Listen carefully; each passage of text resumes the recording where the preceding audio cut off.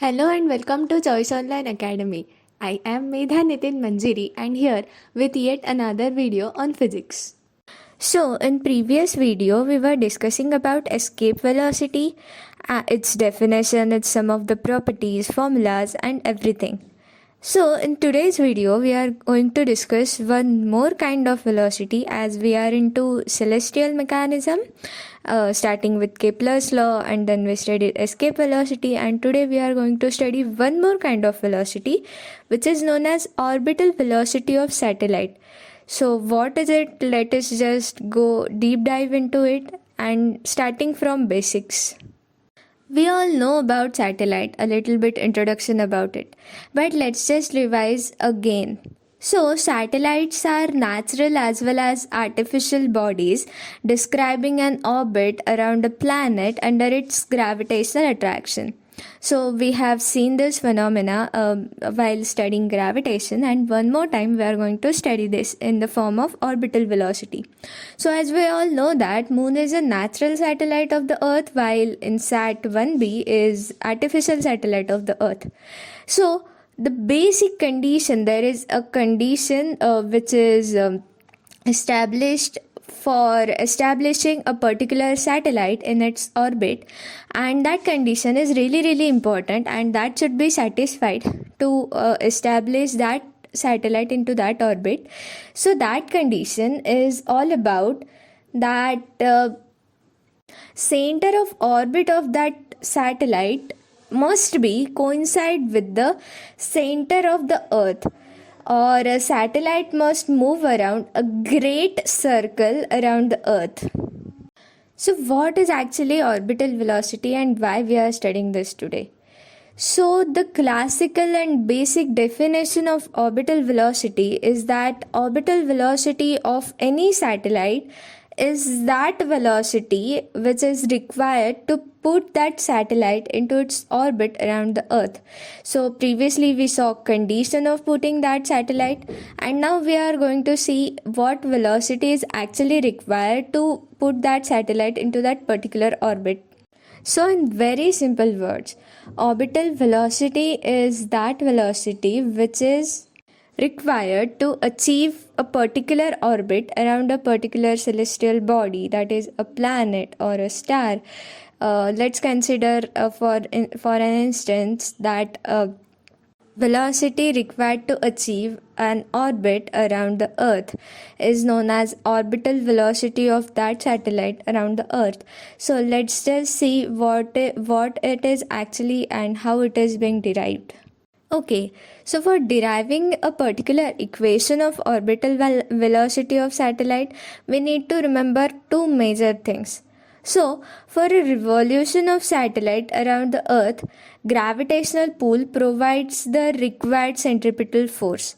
So here you need to remember two important definitions, that is centripetal force as well as the gravitational force, which we have studied both of this from a very pretty example. So hope you memorize that and hope you remember that right now, so that we can compare the equations right now.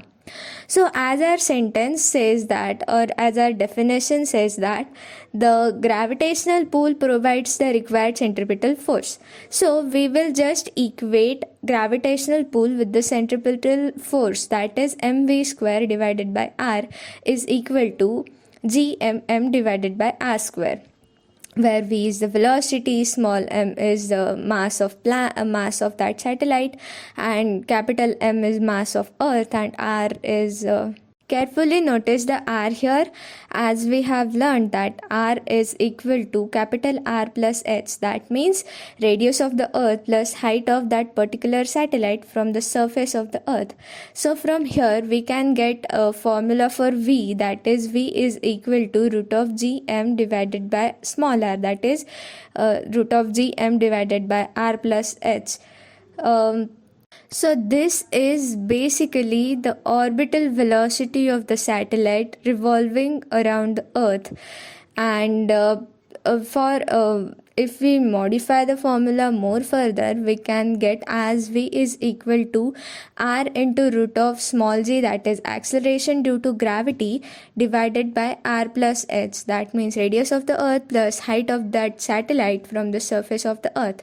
So try to derive this formula from the basic formula which we have derived right now. Then properties of this orbital velocity. So from the formula we can derive one conclusion, that orbital velocity is independent on mass of the orbiting body and is always along the tangent to the orbit. That is, satellites of different masses have the same orbital velocity if they are in the same orbit. So what actually orbital velocity depends on?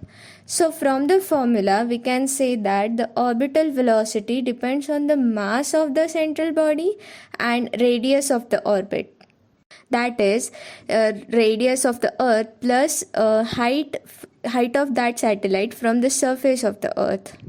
So as from the formula we can see one thing, that velocity is inversely proportional to the root of that radius, that means radius of the earth plus height of that satellite from the surface of the earth.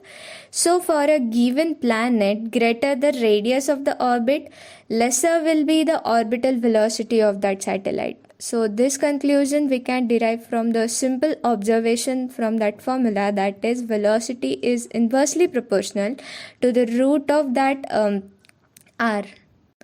So one more thing which we have learned from here is that the greater the radius of the earth, lesser will be the orbital velocity of that satellite. So let us just consider that the satellite is revolving very close to the surface of that planet. So we will try to derive that orbital velocity of that satellite when h will nearly be equal to 0. So the formula will be modified as v is equal to root of gm divided by radius of the earth, and which is further modified as root of g into r, that is acceleration due to gravity, into radius of the earth. So again, we know both of the values, that is v is that is small g, that is acceleration due to gravity, is considered as 9.8 meter per second square, and radius of the earth is 6.4 into 10 raised to power of 6 meter. So we can get orbital velocity of that particular satellite revolving very close to the surface of our earth is nearly equal to 7.9 kilometer per second, that is, we can consider it as 8 kilometer per second. Now let us just try to compare the orbital velocity with the escape velocity which we have studied. So let's just remember both of the formulae which we have right now studied. So from the formula we can derive one thing, that escape velocity is root 2 times the orbital velocity. So what does this thing indicates? So when satellite is very close to earth, if we increase speed of that satellite by 41% or made it root 2 times than the previous, then it will be actually the escape velocity from the gravitational field. So isn't it very surprising and very interesting fact? So just try it out with the different radius of the earth and tell me on the telegram if you can do it. So one more interesting fact, that is, shape of the orbit of a particular satellite can be depend on escape velocity, orbital velocity, and the actual velocity with which that satellite is moving. So we are just going to take a look at how that shape changes with the different variation in orbital velocity as well as escape velocity. So the very first condition or interesting fact is that if the actual velocity of that satellite is less than the orbital velocity of that satellite, then what happens? So as we all know that the orbital velocity is literally very necessary to stay that or to put that satellite in a particular orbit. Hence, if that original velocity of that satellite is less than the orbital velocity of that satellite, then the satellite does not remain in the circular path. Rather, it traces a spiral path and ultimately falls on the Earth. So, a perfect condition where the actual velocity of that satellite is exactly equal to the orbital velocity of that satellite. Then what happened? Simple answer, the satellite revolves in the circular path or that orbit. So, the next and one more important condition, that is actual velocity. What if actual velocity is greater than the orbital velocity, but the another condition is it should be less than escape velocity. So velocity, that is actual velocity, which is less than escape velocity but greater than orbital velocity. So then that satellite will revolve around the Earth in a particular elliptical orbit. So try to remember, we have seen this condition in escape velocity also. Then, what if the actual velocity of that satellite is exactly equal to the escape velocity of the satellite? Then very important or interesting thing happens, that is the satellite will move along a parabolic path and escape out of the gravitational field of the Earth, because here it is exactly equal to the escape velocity of that particular satellite. Now, the one last condition, and you have guessed it actually very correctly, that is actual velocity of that satellite is greater than the escape velocity. Then what happens? So then the satellite will move along a hyperbolic path and escape out of the gravitational field of the Earth. So this is kind of similar to the condition we have seen earlier, but at that time it was moving in the parabolic path, but right now it is moving in the hyperbolic path.